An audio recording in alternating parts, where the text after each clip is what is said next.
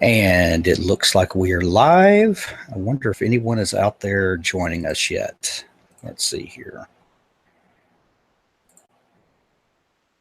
Those of you that might be tuning in, this is the first time we've done a live YouTube hangout, so bear with us as we get started. This will, of course, be recorded for posterity, and come in and listen to it, through the archives and stuff, I'm sure. So that's good. And so those of you that are listening to this on the archives, just bear with us as we figure this out. All right, let's see here. Okay, I'm just gonna send a message out real quick that we are live, and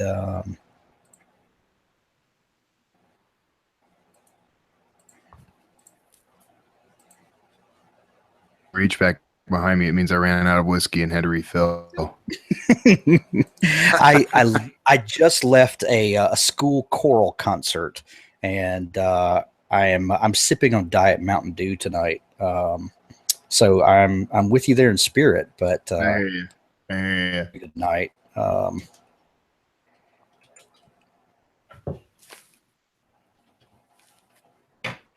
And it would help if I spelled weir right.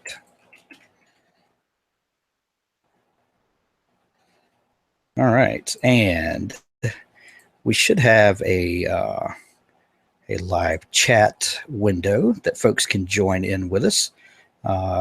If you have tuned in, thank you for joining us for the Author Stories Draft2Digital live hangout, talking about publishing tonight, and specifically going wide, and whether you should take your books wide or if it's a good idea to stay just with Amazon and take advantage of their Kindle Unlimited and KDP services. So we're just going to talk about all that good stuff.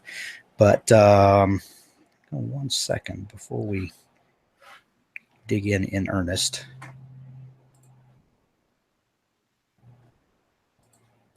Is anybody out there? Are we coming through loud and clear?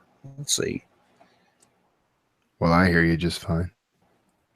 Well, and I hear you. And, we are the two bearded wonders. One of us has more hair than the other, but that's okay. That's and right. You don't know where this hair came from. This may not be original. Okay, now we're getting some folks coming in. Okay, all right. I didn't want to just start talking if I didn't know anybody was out there, but we're figuring the technology out as we go. Let me see if I can split my screen here so that I can see my co-host Kevin Tumlinson along with the folks in the chat talking. So welcome everybody to the first ever Author Stories / Draft2Digital live hangout. I am joined tonight. Well, first off, I'm Hank Garner, the host of the Author Stories podcast, where I bring you the story behind the stories and the storytellers. Kevin joined me on my podcast a couple of months ago, and we have gotten to be pretty good Facebook friends and stuff since then. And I thoroughly enjoy your work, Kevin. If you have not read his book, The Coelho Medallion, please go pick it up. If you love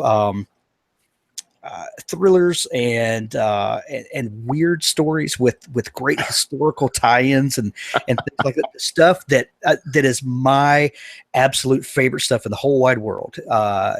Your book hit all of those buttons for me, and that's a whole series of stuff. But I think you can get that book for free on your mailing list, can't you? You can, yeah. Sure, So yeah, go pick up that book and then pick up the rest of the series, because he does that to you on purpose. The first taste is free, kids. That's right. And he puts his hooks my in version of math. I'm wondering if weird stories is a category in Amazon that I might be able to dominate. It needs to be, because that would really ease my late night browsing in the Kindle store if I could just hit the weird stories button, because that's the crap I love, and it would save me a lot of digging. Yeah, I'm gonna look into it now. I'm gonna hop on KDP Rocket and see if I can find keywords that get me in the weird category. No No doubt. So first off, why don't you tell them a little bit about you as a writer, and kind of what your street cred is as a writer. Where did you come from? What kind of things do you write? I know you're a full-time writer now. Yeah. Of all the other stuff that you do, but how did you get started, and why do you write what you do? I started very young, actually. I wrote a book when I was 5 that kind of started everything, and it was just kind of a notebook paper kind of thing, Big Chief notepad kind of thing. And I think from that point on, people sort of nurtured that in me, seeing that it was something I liked, which was very advantageous for me. I started writing professionally at 12, and basically that just means I got paid for it. Was being paid by our local paper. And, but, I always wanted to write fiction, always. I just always fell into this trap of fiction one day. When I do something else, then it makes me enough money that I can retire and write fiction full time. I'll do that. Just never really stuck with me early on that I could actually write and sell fiction right off the bat. So that didn't really happen until it started a little earlier because I wrote some books, got a contract for one, and that did not go well. The traditional world did not welcome me with open arms, but I got out of that. I got over it. And then I published my first book in 2008, which was Citadel. And I really kind of figured I'd have a nice, wealthy career as a sci-fi author. But turns out that really wasn't. I mean, I still love science fiction. I still write science fiction from time to time. But it wasn't really until, and I'm sorry, I keep clearing my throat. Me too. Don't feel bad. Yeah, we both had this throat thing going on. Nick Thacker, one of my writing partners, a podcast co-host of mine, dared me on air to write a thriller. And so I wrote the Coelho Medallion, and it's kind of an inside joke. Coelho is the last name of Paulo Coelho, the author of The Alchemist. The lead character is named Dan Kotler, who's named for Dan Brown, and another author whose last name is Kotler. And so, I keep doing that. The sequel is called The Atlantis Riddle, which is hilarious because it's written, it was specific that started as an in-joke. And I told Nick, one day I'll write a book called The Atlantis Riddle because A.G. Riddle's out there owning everything with, his Atlantis gene series. So that's kind of been the way it's been rolling, just sort of author puns built into, the web of this thing. But thrillers, I started writing thrillers at that point, and it just took off. I mean, that became a bestseller. I won an award for it. Since then, people have loved that book. They love the sequel. They have their issues, but they do very well. And I'm currently working on the third book in that series, and I have a prequel. So I think that's going to be the path for the Wordslinger. Well, I'm a huge fan, and I love all of the puns because that just makes it more fun for people that are awake and looking for that stuff. And it's so much fun. And they're subtle. I don't make a big deal. I mean, I don't want people thinking because I'm not Terry Brooks or something. I'm not. I guess Piers Anthony's the one who does the punning quite a bit. My stuff is just sort of a nod. It's all it's little nuggets of candy for those who can appreciate those things. Paying attention. It's not a meal. It's just little treats there along the way. No, it's like the popcorn before the movie. That's what it is. Right. Speaking of A.G. Riddle, I interviewed him last week about his new book, Pandemic, and that's releasing tomorrow on Author Stories. And he gave me 3 hardbacks of Pandemic that he's going to sign specifically to the person we give them away. So be sure that you check out that podcast tomorrow because I'm going to have a place in there where you can win. We're going to give away a couple of ebooks and the signed hardbacks, not just paperbacks, but signed hardbacks of his brand new book. And I read it, and it's really creepy and good, and it will make you lose sleep. See, this is something that I both admire and envy when it comes to you. You and I have been kind of, I don't know when you started your show exactly, but we've been doing this approximately the same time. We got these parallel careers going on. Yeah. And I've got my big names. You know, we've got some crossover, actually. I've got my handful of big names, but you're like, yeah, this week I interviewed God or someone. You know, it's like every week it's somebody, you know, I've always wanted to meet or, you know, have admired from afar. So I need to start. I spend way too much time on Google looking for people, and it's probably unhealthy, you know, at some point. And I'm a little tenacious. So I think that's, you know, I could probably spend a lot of that time. Well, right. And I will admit my show is all about kind of getting I mean, I love talking to celebrities. That's cool too. And I've really done that for a big chunk of my career, honestly. But you know, the point of the Wordslinger podcast, get sort of a behind the scenes look at, you know, all sorts of careers, not just authors either. You know, I mean, I talk to all kinds of people and I do like talking to indie authors on the show because sometimes they don't have a voice, you know. First of all, you know, this is probably one of their few opportunities to actually to people about their work and about their, you know, their passion. So I do love that. And I have this, for whatever reason, I developed a soft spot for indie authors. It's really influenced a lot of my career. It's part of the reason I love working with Draft2Digital. It's, you know, helping indie authors. Well, and of course, I always have a soft spot in my heart for indie authors as well, because I am one, and most of my and most of my friends am one too. And you know, if it weren't for you know, if it weren't for the Kindle revolution to begin with, I guess, or you know, that's kind of when it came to most people's you know, realization or whatever. But then all the other tools that have come out, you know, subsequent to that, you know, it literally changed my life. You know, that's such a you know, throwaway, you know, platitude or whatever, but it literally changed my life. You know, I do things now because of that, that, you know, 10 years ago, I never could have imagined. And so you cannot discount that. And so yeah, I love it. But but on top of Wordslinger and the author stuff that you do, you also work for Draft2Digital, and we talked about that. You mentioned that just a second ago. Who is Draft2Digital? Where did they come from, and what do they do for people? These guys started up in 2012. And in sort of the same fashion, a lot of companies aimed at the indie author market start up. I mean, you know, there was an indie author and there were a couple of his programmer buddies, and the indie author had some needs, and the three of them, they created something, and it just turned out to be such an amazing thing that they decided we'll build a business around this. Good thing they did. I mean, by the time I discovered them, was not in 2012. I kind of figured out they were around.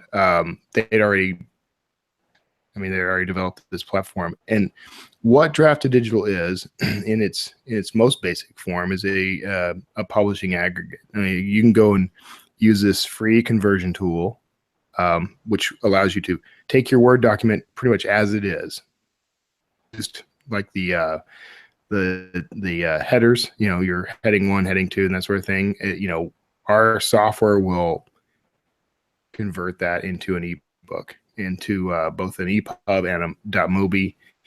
You can even get a PDF, and it does a beautiful conversion. I mean, it's so clean, it's lightweight, meaning there's, you know, it doesn't take up a lot of space. It's not of extra junk in the file. It's I'm sorry. We tried to say the same thing at the same time. Yeah. No, that's fine. And so we take all that stuff out and we make a beautiful, easy document or file that can be used on. We've tested this. I mean, they work on every e-reader. But what they've done is they have this conversion tool. They have all these other tools they're developing, and it's all free. Everything's free.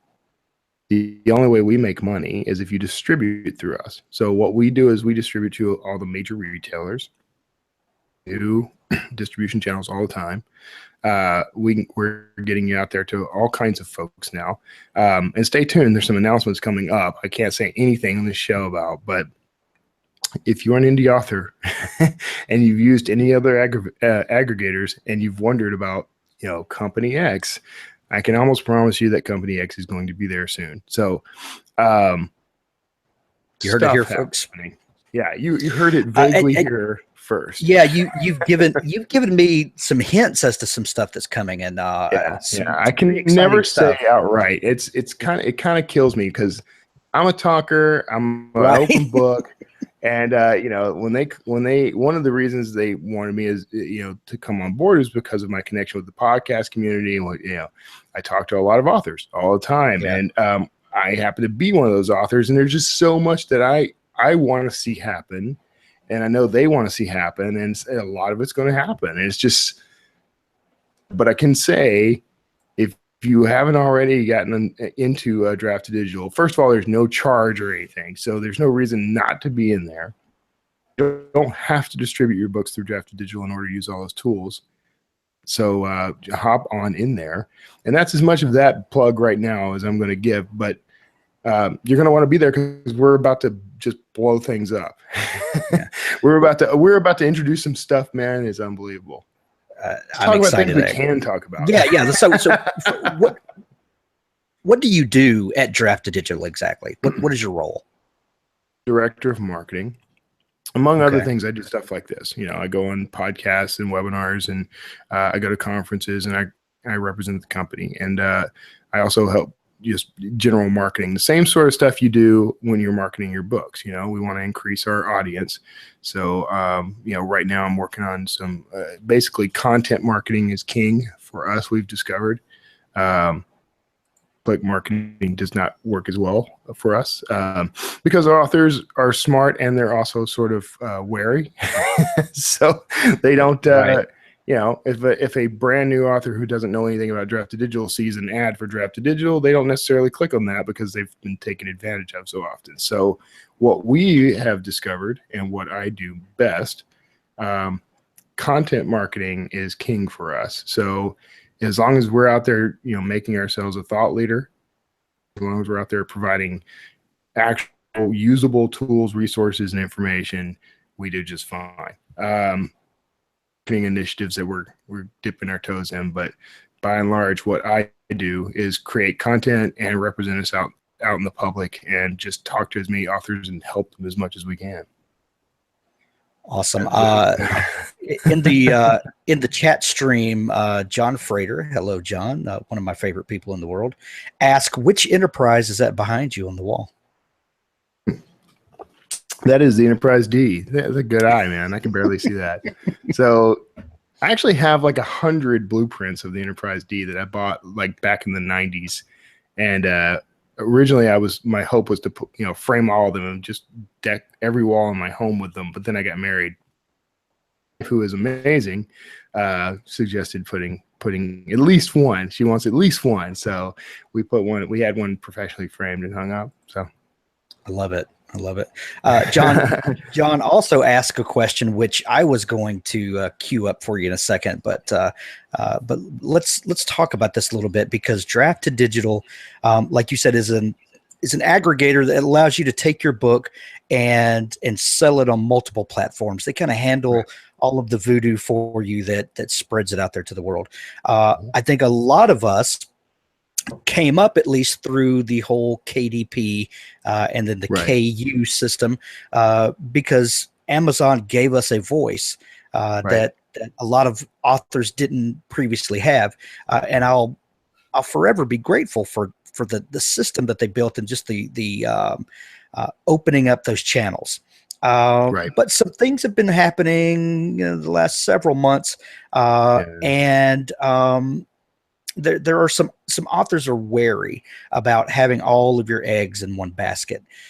So it used to be that if you had your book you published with KDP and you had it enrolled in Kindle Unlimited, you Well, first off, you got paid for what was the original when a book was finished? You got paid. Then they changed it to page reads, and and a lot of people were making a lot of money on that. But then they've changed some algorithm stuff, and they've changed the way that allowing some collections and some anthologies and discounting some things that are published twice and things like that. So John said he would like to hear your ideas on whether KDP is starting to get in its own way regarding how it manages author relationships. And then, of course, the extension of that question is, it is now the time that authors should be looking to take their book wide to other platforms. And what do you think that gets an author? So, first off, we're all here because of Amazon.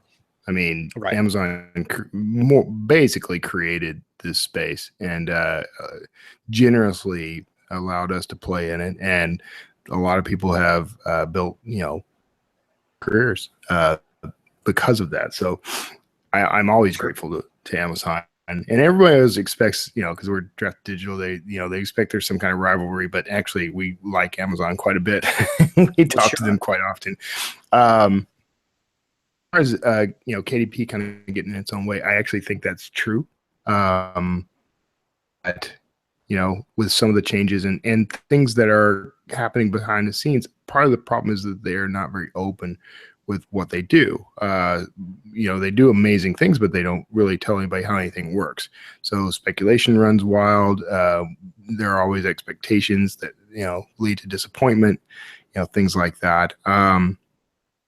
That with some of the recent changes we saw,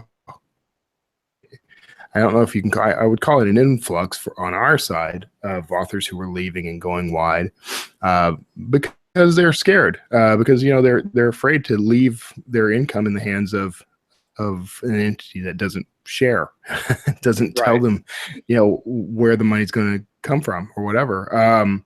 But here's the thing: I think, as it has always been, is a strategy, and I think that there's a time. It's all very personal. I don't think I can say flat out that this is the time to go wide. I don't think that's necessarily true. I think it's the time to go wide if you're ready to go wide. And that's a tough one to decide. But here's what I tell people a lot when I'm talking to authors. The strategy that I recommend really is it's based in a great deal on how many books you have and how much you're producing. If you've only got like one or two books, I think is absolutely the right idea. Depending on the book. Some books I think might have a bigger and broader appeal. Well, there are certain genres that are extremely popular in Kindle Unlimited. Let's just put it this way: if another Twilight comes along, something not necessarily sparkly vampires, but something in that category, another 50 Shades or something like that, another category to dominate, right? Another, these types of books are hot right now. If that comes along and you're able to produce a book that fits that category, your best bet might be to go wide. But if you've only got one or two books, it's usually best to start off exclusive and KDP Select, because that's going to maximize your opportunities to build an audience and make some money while you're at it, without necessarily the pressures of sales. Yeah, the audience building is big. You've got to find your people that like your stuff. That's KU is a great place to do that, because it lowers those barriers for people to find you, and all that's wonderful. The thing is, the whole time you're doing that, though, my advice is make sure that you are planning for going wide later. Sure. And do this right. And the way to do this is, let's say you've got two books. You've written one book, and while you've put that in Kindle Unlimited, and while it's there, over the next 90 days, you write the second book. Absolutely the right strategy. It'd be even better if you wrote 3 books in advance before even releasing them, but I know how hard that is. Sure. But if you're paying attention to that as a strategy, what you'll do is you'll build up an audience on KU, but you also need to be marketing wide, meaning you know, use tools like we have universal book links. It's perfect for this because you can use one link in your ads and your, you know, the back of your book and social media. And later when, you know, as that link propagates popular on Amazon, as other people hear about it and just want to discover your work, wide, you don't have to change any of your advertisements. You don't have to change anything. You know, you don't even have to reprint stuff if you printed stuff. You know, everything is still cascading off that one universal book link. And they're amazing. I made one for my I made one for my book Writer's Block, and it's bookstoread.com/magic typewriter. And I love all the different, you know, how you can be playful with it, and and you don't have to worry about the stupid links that don't mean anything to people. You know, the Amazon short links and stuff like that. Let me just break this out for people if they haven't heard of it yet. And if you follow me anywhere else online on podcasts or whatever, you've definitely heard of this. But just in case, the concept with universal book links is that it's one link that people can click on that will take them to everywhere that book's available online. But it has some perks when you register as a Books to Read account or a Draft2Digital account, either one. You can customize the link like you did with Magic Typewriter.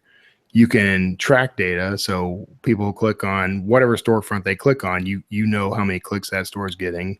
Right. The coolest thing, one of the coolest things, is you can associate all the various associate IDs and affiliate IDs. You can put those codes in there, and they'll automatically be inserted, and it's seamless. Nobody sees it. You know, it doesn't show up anywhere, but every time someone clicks through and buys something, you can get a little extra kick on that link. Or if you're writing reviews or whatever, you can use that UBL for another author's book and get a kick on that link. So it's kind of awesome. That is kind of awesome. I remember in the early days of self-publishing, well, several years ago, there were a couple of other competitors to Draft2Digital, and I remember taking one of my first books wide with that, and I remember that the reporting was atrocious. It was horrible. Yeah. And the Draft2Digital reporting is clean, and it's a joy to use. Dude, it's the thing that attracted me to Draft2Digital in the first place. I had, like many authors, I'd gone through the Smashwords, opened up this field, which, you know, you got to be grateful to them for that. And they did a good job. And they, you know, what they built is pretty cool. But, you know, it's kind of stuck in the 90s, you know, as far as design goes. And it, you know, there was the meat grinder, which I'm like, the whole time I'm using this thing, I'm like, I am loath to use anything called the meat grinder on my book. You know?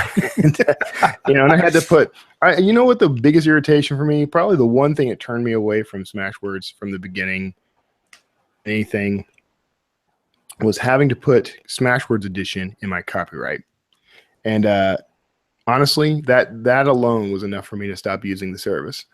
I went back to KDP. I forgot all about that. Yeah, that's pretty. I don't know if they do that anymore. I really haven't even dug in on those guys in quite a while. I don't think they have the meat grinder anymore either. So you know, they're making improvements.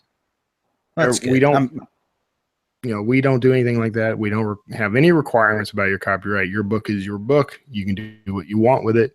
You can publish through us or not publish through us.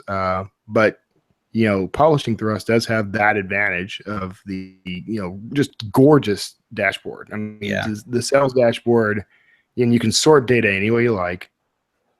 You know, see your royalties due. You know, you can see where you're selling, which is great. That's always good. And it's just an amazing tool that I find myself when I'm forced to go back to KDP's dashboard, even with something like Book Report, like I can see the sales in a nice format, but I feel like someone's cut my arm off. Like I don't. You don't know where it's coming from or anything like that. Yeah. Right. Yeah. And you mentioned it earlier, but the book conversion is magical. And you mentioned that, you know, it can take your headings and all of that, and it can format the book for you. I'm a huge process nerd, and I love playing with different tools, and a big tool nerd. And if we get time later, I'd like to talk about, because I know that you used to write in Ulysses and with markup, and the fact that you could use a tool like that, and your tool with Draft2Digital will convert that and make a beautiful ebook out of it is kind of awesome if you nerd out about that kind of stuff. But let me pitch you a couple of other questions that came in on the chat before we go over there. Preston Lay from the Legendarium said, "What does Amazon need to do to right the ship?"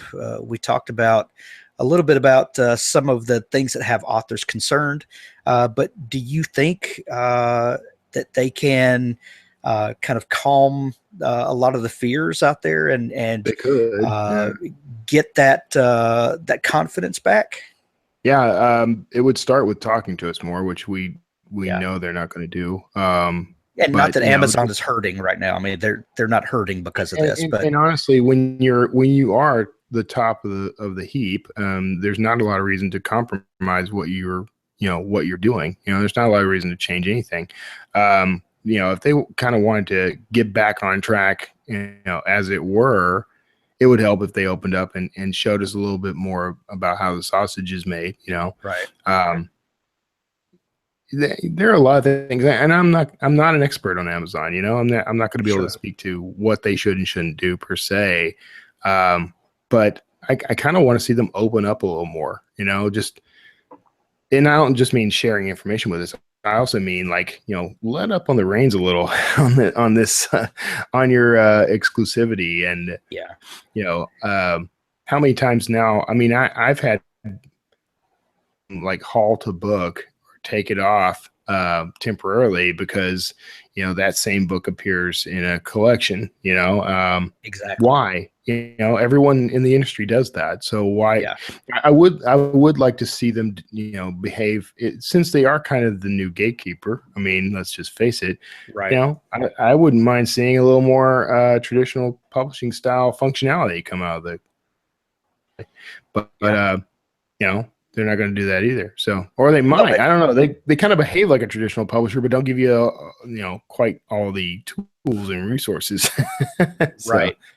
And for those of you that maybe are not writers or publishers, and you may not quite understand what we're talking about, Kevin talked about exclusivity, and for the trade-off to them paying you every time someone reads a page in your book, that the trade-off for that is you cannot publish it anywhere but Amazon. So you know, so that's the trade-off, is that we will give you this platform to do it, but you can't be on any other platform. And let's just be clear, access to that platform is pretty amazing. You know, what they've got is a somewhat captive audience in the fact that they have subscribers to Kindle Unlimited. So the fact that they are willing to share the sort of profits from that at all is pretty amazing in and of itself. It is a great opportunity for, honestly, and I think fairly, that over time, you know, nobody started their career saying, you know, I cannot wait to grow up and write exclusively for Amazon.com. You know, no one ever said that. You know, we're authors. We want to reach an audience worldwide. Has a worldwide reach, but it's a limited worldwide reach. They're not in every market. So there are plenty of opportunities to reach those other markets through other distributors, which is what we kind of bank on. So I would love to see Amazon be a little more cooperative with some of the other vendors. Maybe it's just maybe it's something like they partner with, you know, us, or just partner with whatever to, you know, exclusive here, but in territories we don't cover, you don't have to be exclusive. Maybe it's just something like that, you know? Yeah.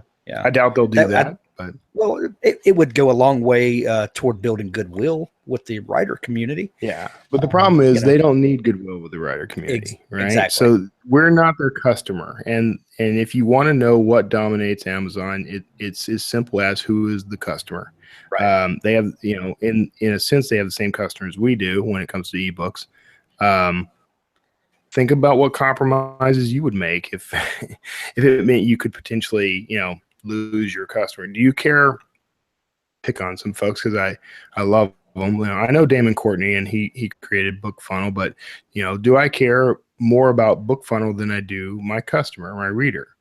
And the answer is no. Amazon's the same way.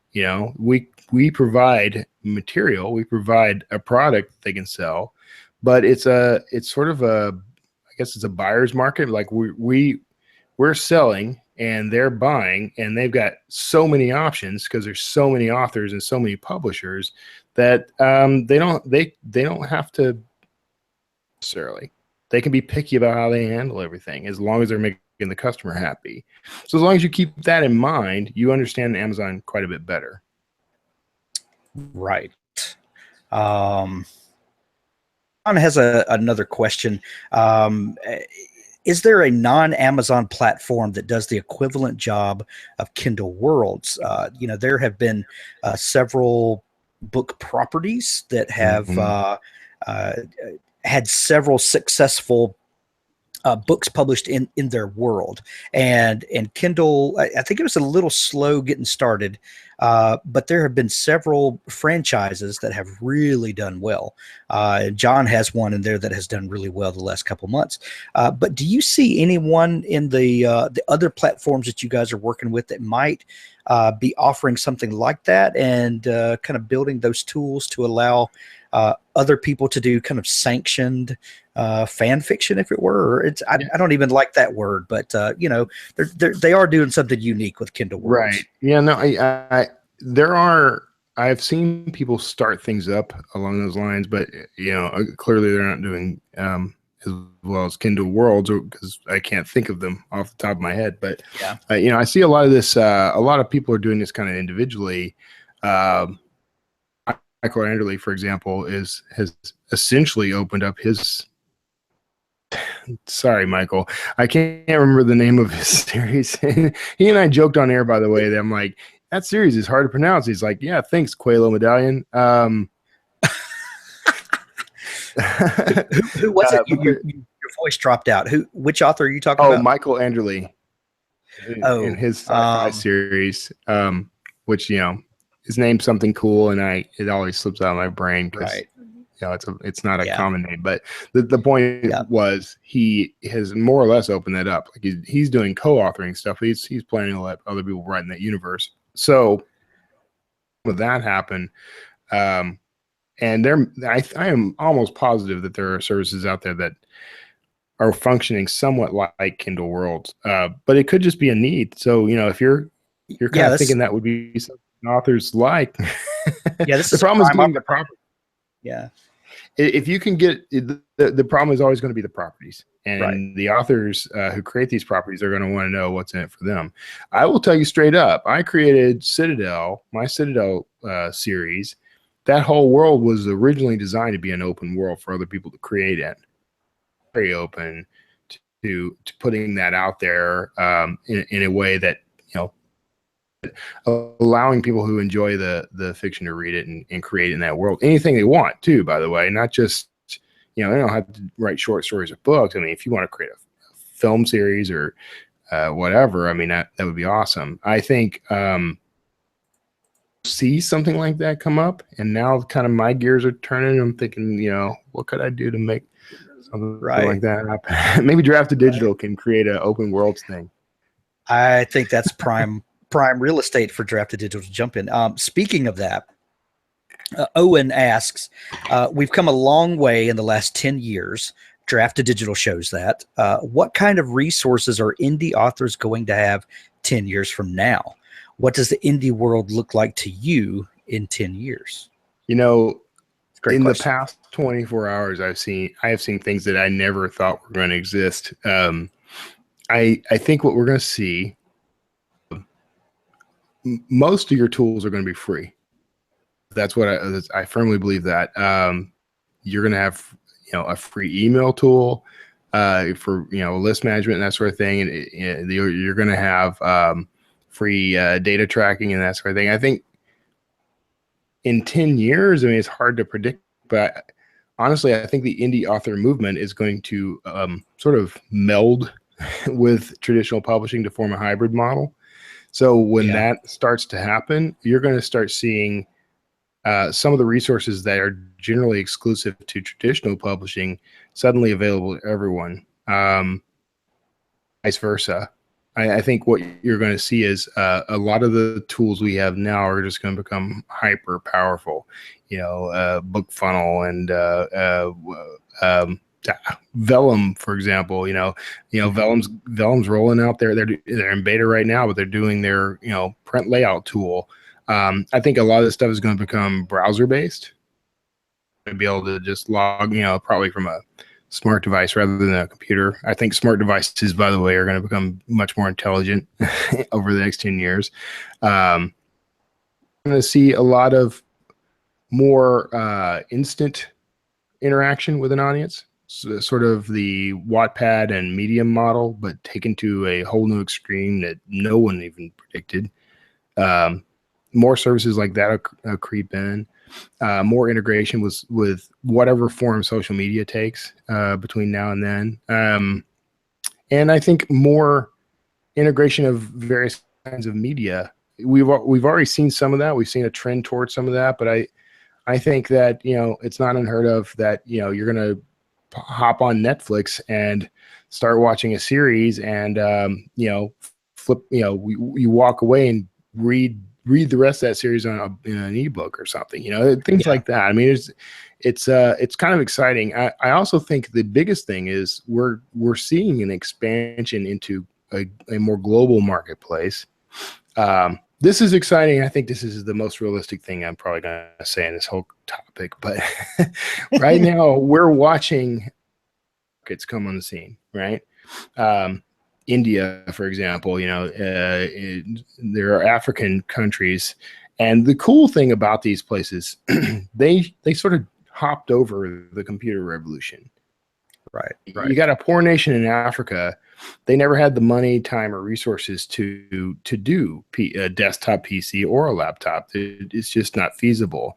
But cellular technology, mobile phone technology, smart tablets, these things are accessible. They have long battery life. They can be charged from just a few volts, basically. They can be charged by solar, So that stuff has opened up a new opportunity because they also do what they call like microfinancing and micro investing, where I can have nothing but a mobile phone and start a small business and make money. Just never see the actual currency. It's just all happening digitally. And what that is doing is creating new in areas that never had it before. And those same areas have this huge hunger for literature, for nonfiction work. I mean, they're just going to want as much of it as possible. And is, of course, the lingua franca of the world. I mean, it's pretty dominant. So you don't even have to worry about translation, but new translation software, such as what Google purchased and has further developed, it's coming on and it's getting better all the time. So it won't matter what language you write or read in. Same giant, wealth of, Akashic field of information, basically. So what I think is happening, and what I'm really excited about, and I think Draft2Digital is poised to be a part of this, is in 10 years we're going to see this huge emerging market where I can write a book on my cell phone, and a guy in Africa will buy it for $1 or $2. And from income he made from his book or whatever. And so we're all in business and we're all doing very well, and we're, supporting everybody. So that's, as this technology improves, mobile phone technology, it's accessible to everyone. And so we just got a whole new universe to explore. Yeah. And indie author won't be a term anymore. Publisher, really. I mean, whoever you are, you can be a publisher in minutes. Have a following and just universal community that surrounds you. So that's where I think it's going.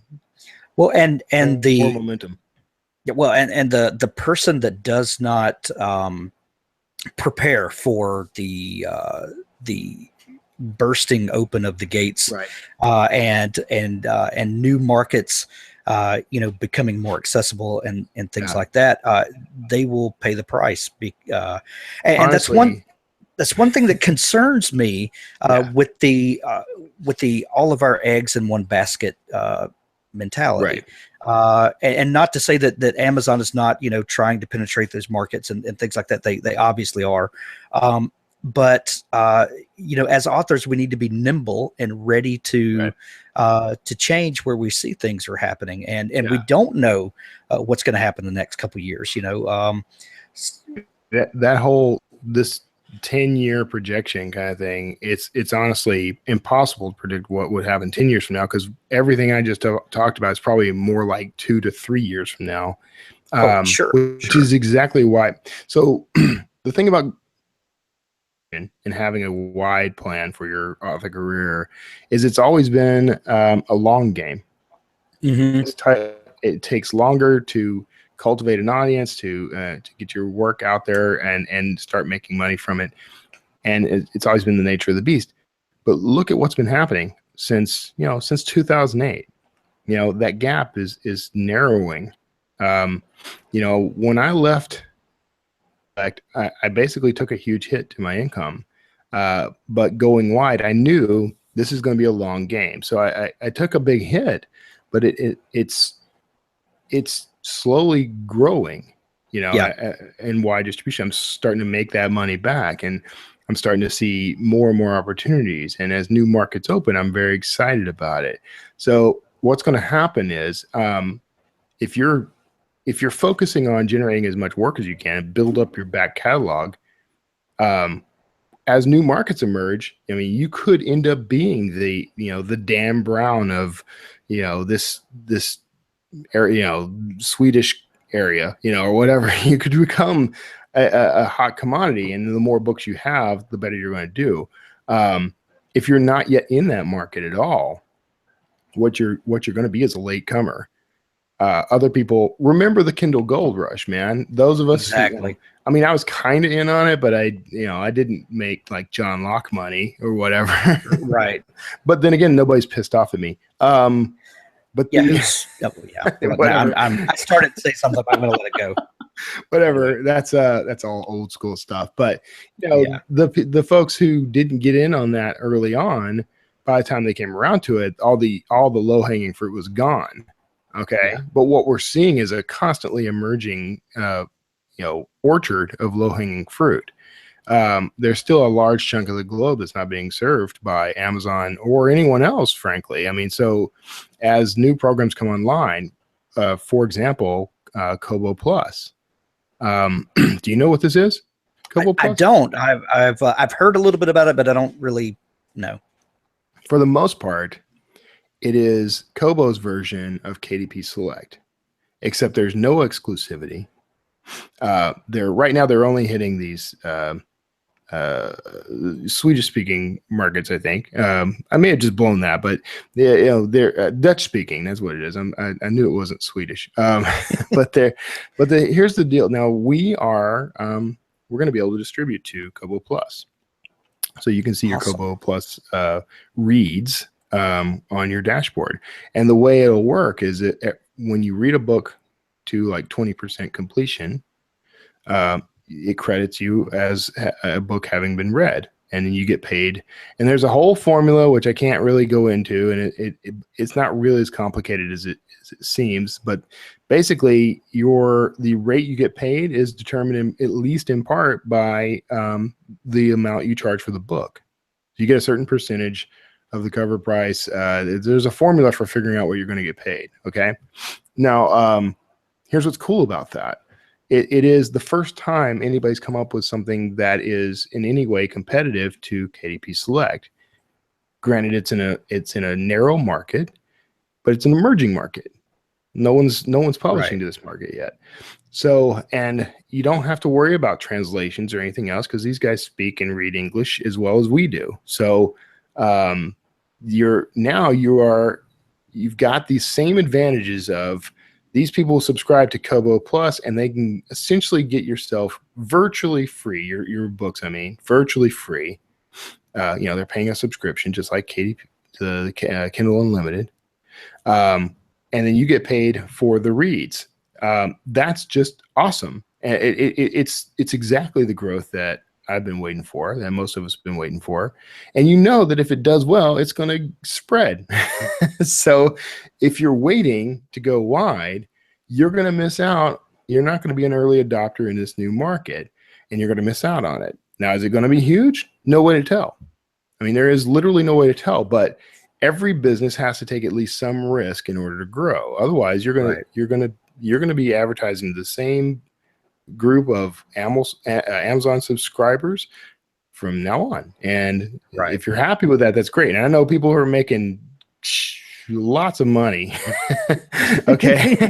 They're making bank. Yeah. I mean, I cannot fault you for that, brother. I mean, just make your money. But here, I would definitely start looking into which of my books, if I've got 20 books in KU, which of those books are not quite doing as well page reads wise, and can I start moving those into a wider market? You won't lose as much money that way, but you might just discover a brand new audience.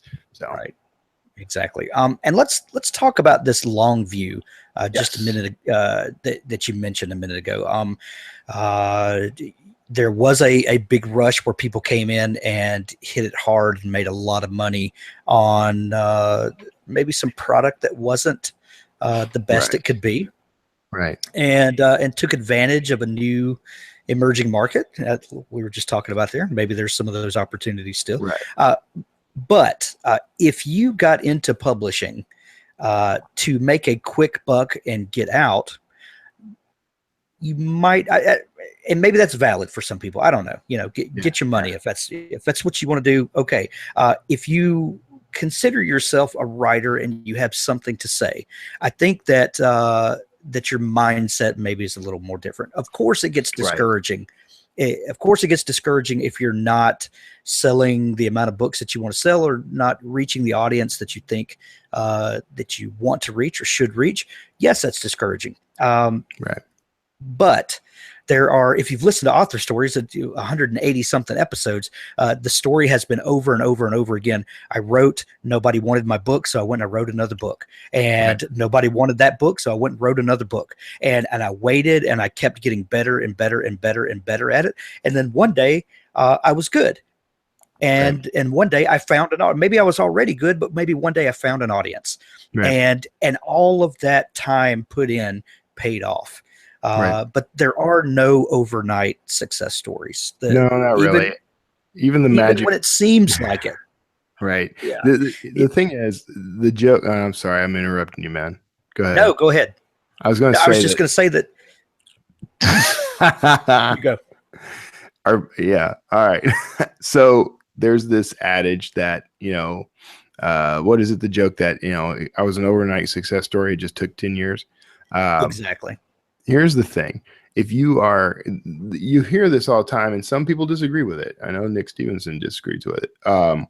Your best marketing tool is to write more books. And the logic behind that is, if there's two things that happen. One, you're improving your craft. Especially if you're out actively trying to learn new things about craft, as you write, you'll improve your craft. You'll improve the quality of your books. You learn new things about the business. All that stuff comes with writing more books, writing and publishing over and over and over. You learn new things, you grow. The other thing that happens, though, is you have a growing library. And the wonder of that, it's kind of like compound interest, right? It's like you're investing, and it's kind of painful. And sometimes you got to pull your belt a little tight. But literally all it takes, if you've got 40 books out there, if you've got just 20 books out there, one person, what Malcolm Gladwell says, is it Malcolm Gladwell who calls them influencer? That one person finds your book, likes it, writes the right review in the right place, the right time, and everyone that values their opinion goes out and tries that book, and suddenly you're a success story. And not only is that book successful, but now there's an appetite for your work and they go dig into your back catalog. So it's a huge advantage to have as many as you can. To me, it's an even bigger advantage if you are already available in the places where they want to discover you, and you don't have to rush to market or wait out a 90-day grace period or anything else in order to extract your books from one exclusive vendor. And I completely understand why. I understand the appeal of KDP Select. It's so much easier. There's so much less marketing. Amazon's algorithms will do a lot of marketing for you. you can, sure. You can build a career, and a sustainable career on that platform. The thing that scares the bejeebers out of me is Amazon has a history of changing its mind about which rules it will enforce, about what the rates are going to be. Amazon owns Audible. Audible did a whole thing where they flipped from offering a 50-50 cut to a 60-40 cut their way. Yes. And I'm grandfathered. Serious money for some people. That is serious money. Yeah. Right. So if you're dependent on Amazon for your income, I mean, I'm not trying to be a doomsayer here. They're gonna change things. It happens. It's gonna happen again. It's just gonna happen. So, I think you use it as strategically. You get your books in there. I mean, maybe you put your books in, all your books. Maybe all your books go through a 90 to maybe let's say you do 6 months to a year. Every book stays in exclusive for a length of time before you phase it into full time. And in that time, you're writing more and more books. And so you can do that, keep chunking books out there. But as they start to lose their luster, move them wide. Or that's one strategy. Another strategy is, put the effort and money into the marketing and get out there and get your books wide to begin with. And you may not ever need KDP money. Sure. Yeah. So the lesson is from this thread of conversation: be patient. Some things take time, and take the not just patient, by the way, strategic. Be patient and strategic. Yes, absolutely. Sorry. Do things purposefully, mindfully, and wait for it. Do the right things, and then trust that the right things are working on your behalf, and stop thinking that that your writing right now has to be your everything. Give it some time. Right. A couple more questions coming in. First off, shout out to my brothers at Keystroke Medium. Hey, hang tough, guys. John also says, does Kevin think that the slow demise of the Nook is a direct product of Barnes and Noble's mismanagement, or was it doomed from the start? Before you answer that, let's just remind people that part of this indie author revolution came because Amazon had the perfect delivery mechanism. So people had tried for years and years to sell ebooks, PDFs and things like that you could buy on people's websites. But reading a 600-page novel on a shiny CRT screen sucked. And so Amazon not only had the machinery behind the scenes to publish, but they had a way to deliver it into people's hands. And Andy Weir famously told the story that he wrote The Martian and he tried to give it away on his website, and people said, if you would figure out a way to have this thing automatically delivered to my Kindle, I'll pay you for it. And thank God BookFunnel didn't exist back then, right? Because if BookFunnel had existed, we wouldn't have The Martian. We wouldn't have it. A handful of, maybe 1,000 or so people who read it, as a free giveaway would have it. But there's an argument, by the way, for releasing to a paid market rather than giving your stuff away for free. Yeah. Hadn't considered. Okay. So. I know. Yeah. That. There are some people that are diehard Nook fans. I know Rob McClellan with ThirdScribe.com is he we've had this argument. I have a Kindle Paperwhite, and I love it. It is fantastic. I love it. But Rob says that he likes his Nook, and I'm all down for that. But as John points out, Barnes and Noble is having some issues there. Yeah, and there does seem to be the perfect storm of having a delivery system along with a mechanism that it can be delivered to. How do you, but that is an important factor here, having something to read on. And also most of these platforms have mobile apps. The Kindle has a mobile app, Barnes & Noble has a mobile app. I'm pretty sure Kobo does. So that because we're all walking around with a supercomputer in our pocket, and it's so easy to pull your phone out and just read a book there. What do you think about the reading platforms? And I've more or less forgotten the original question. I think it was about the demise of. Yeah, it's because I ramble. Does Kevin think the slow demise of the Nook is a direct product of Barnes & Noble mismanagement, or was it doomed from the start? I don't think it was necessarily doomed from the start, and I don't think it's due to mismanagement. I think it's due to the fact that life has progressed and things have moved on, and technology has advanced to the point where some of these things are irrelevant now. I mean, the test here, by the way, is none of these devices. I mean, there are still some, but for the most part, the focus isn't on a dedicated e-reader anymore. It's on essentially a tablet device like the iPad. The Kindle Fire, all the various versions of the Kindle Fire, they're media consumption machines. They're not e-readers. Yes. There are still e-readers. I mean, they still have them because there is still sort of a micro market for that. I still have my Kindle, but I think I haven't picked it up in quite a while because I read everything on my iPhone, basically. That makes me sad. I know. I love my Kindle. I read it every night.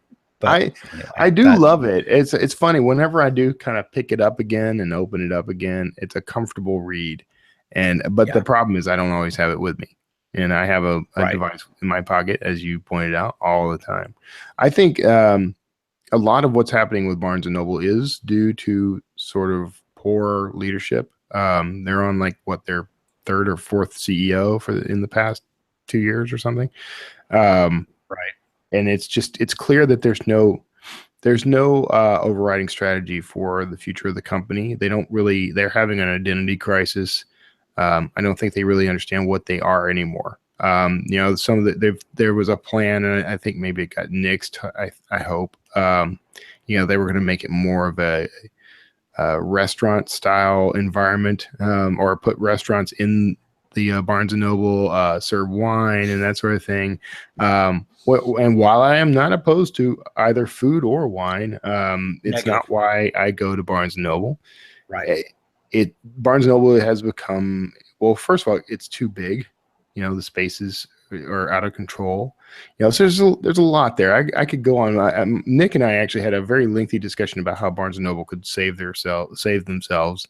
But I won't go into it. I think in terms of e-readers, I think the dedicated e-reader is not quite dead, but I don't think it's in any sort of demand.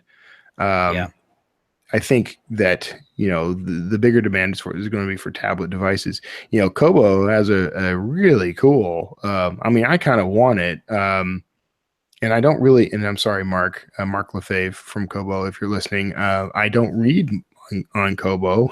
I actually read more on, Kindle. I'm sorry, I do. But that's because that's where it all started for me. It's where all my books are. But I don't think that I think that we may have seen the heyday and now the very sharp decline of the dedicated reader. I think it's all going to be an app. It is all an app, honestly.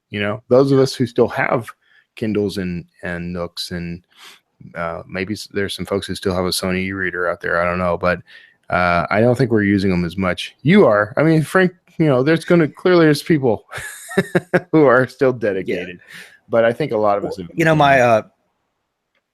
My son has a Kindle. He has a Kindle Fire, and he will read a book on his computer or his phone just as fast as he will on his Kindle, and it blows my. I'm like, dude, I spent years like reading books on a PC, wishing I had a device I could read on, and then I feel like I finally got the thing I always wanted. And he's like, but they kind of do that to me, like with computers and stuff. It's just an appliance to them. These guys, man, they got Wattpad. They're used to this on a whole different level. By the way, if you are not using Wattpad to get out and kind of showcase your work a little, I mean, depending on what you write, if you're writing erotica or slasher books or whatever, go somewhere else. Medium, by the way, does let you publish fiction. I've discovered, but these platforms are opening up an entirely different world for both authors and readers, and I think that's part of what we'll see in the future is. Social networks will always be here. I think we'll always have some version of Facebook.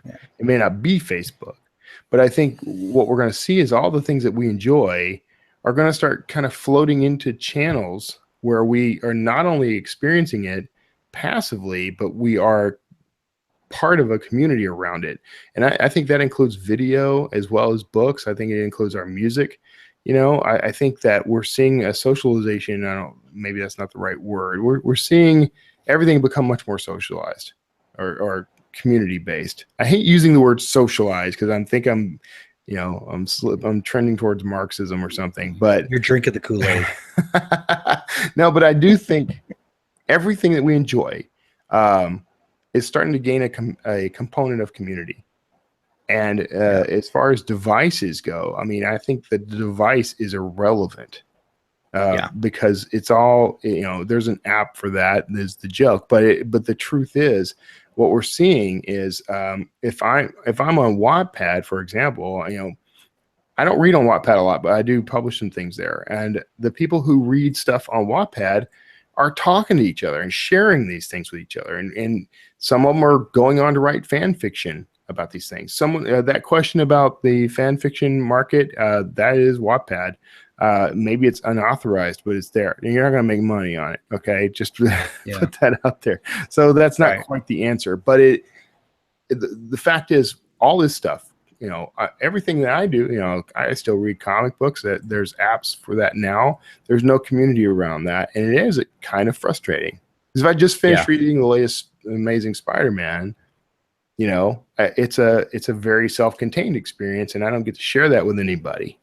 Netflix, I think, has opened up, some of this a little, but they don't have their own component for it yet. But the whole water cooler talk thing doesn't happen in front of a water cooler anymore. It happens on Facebook. So I think the same thing is going to be true for books as well. Great things to look forward to. I think the platform, people are going to be platform agnostic when it comes to the device is just not going to matter. And then we don't know where cell phones are going to evolve to, or in tablets. Will you eventually just project the book inside your glasses? And we just, I think when we start trying to prognosticate, with technology, I think we always are looking short-sightedly because the thing that is going to erupt is nothing we're thinking about, because if we were thinking about it, we would have done it already. So it's, it's something, that's going to be huge. Josh Hayes just called you a commie, by the way. So there's that.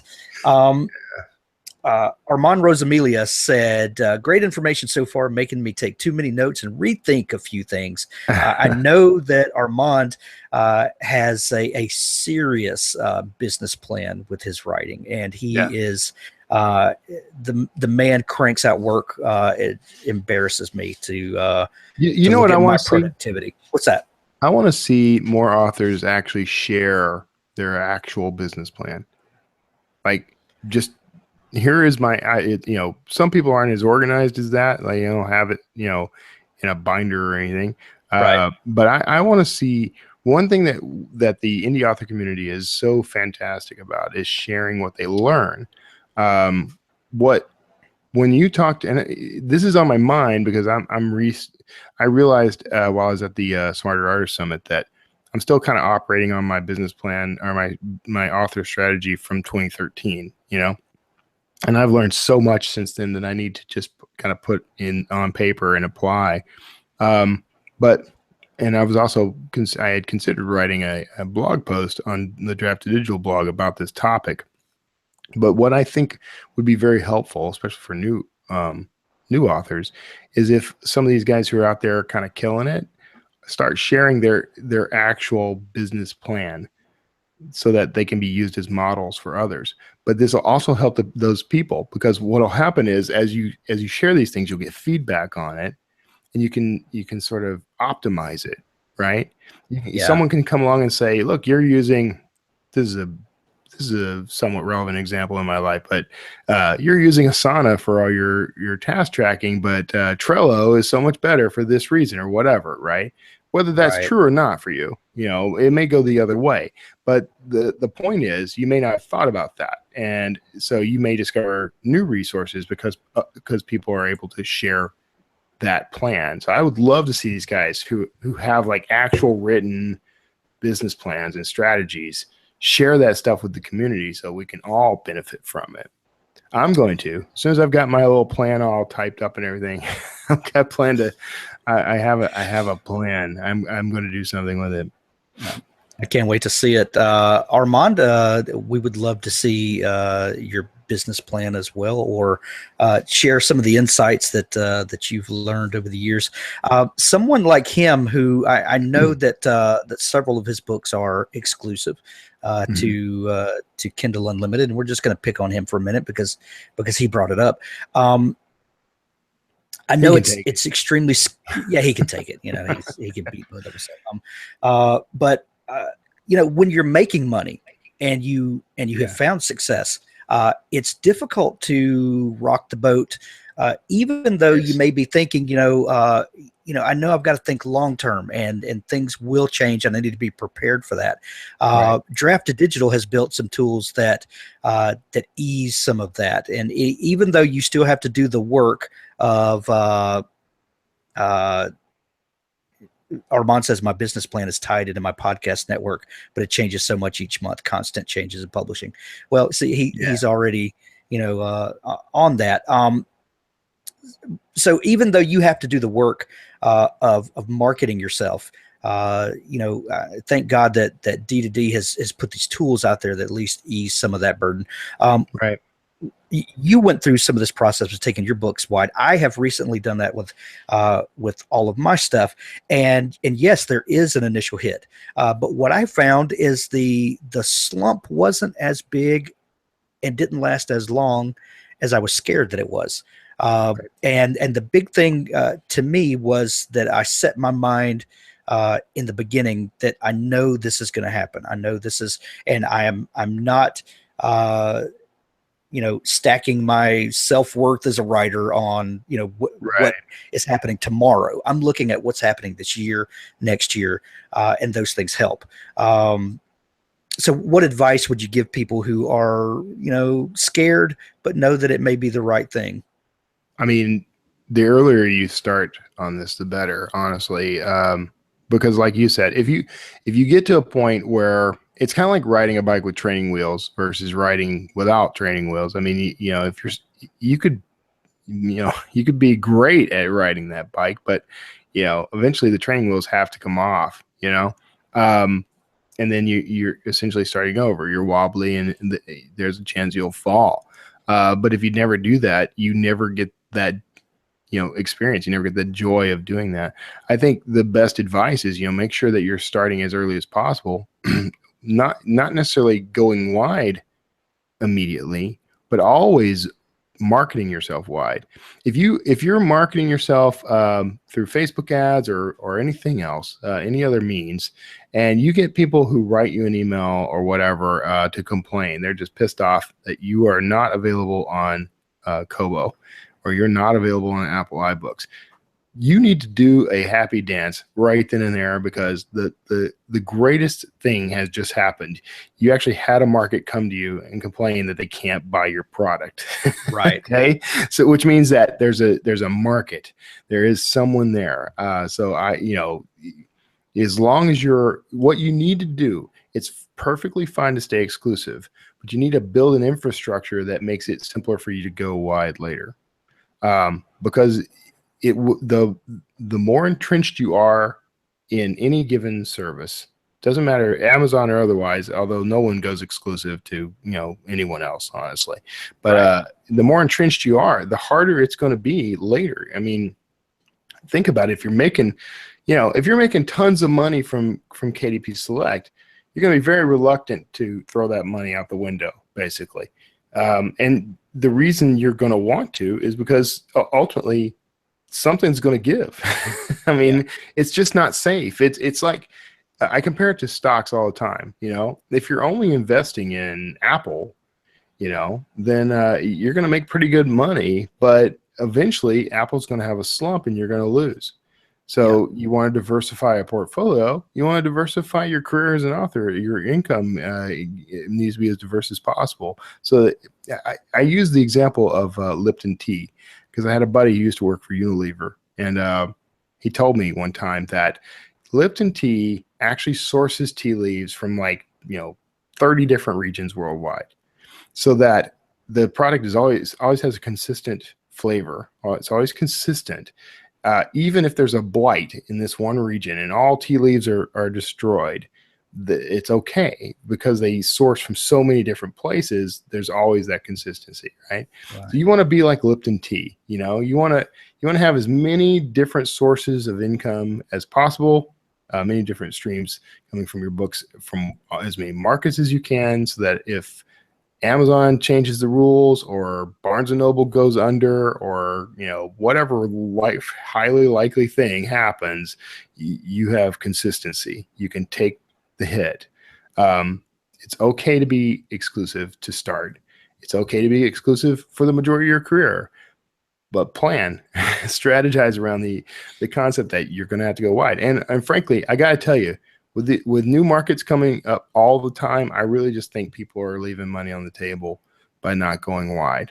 It is harder. It takes more time. It takes more work. But the time to do it, honestly, is if you've got a day job and you're publishing on the side and you're making pretty good money, you're able to pay off your car a little early or whatever. That's awesome. But while you have that day job supporting you, is a really good time to go wide. Yeah, because you're not as dependent on the money. So exactly. Yeah, and removing that emotional connection and that that instant gratification is one of the most important things you could do. Take the long view. Kevin, we need to wrap this up because I've kept you longer than I promised. Jen Holland commented and said, I love the universal link that D2D put in place recently. We talked about that earlier in the broadcast. We both love it. It's fantastic. So if you could, just to wrap up, Draft2Digital, if you will go to Draft2Digital/author stories, you can go sign up for a free account. You can post your books there, and they will handle all the distribution for you. To how many different platforms now? Oh gosh, don't ask me that. A bunch of different platforms. Well, I'm skewed because I know about some right now. Oh, dang it! So let's just say that some of the biggest retailers on the planet are in there already. Some more big retailers on the planet are forthcoming. That's as much as I can say. Okay. Let me ask you this, because this is I believe you. I believe you.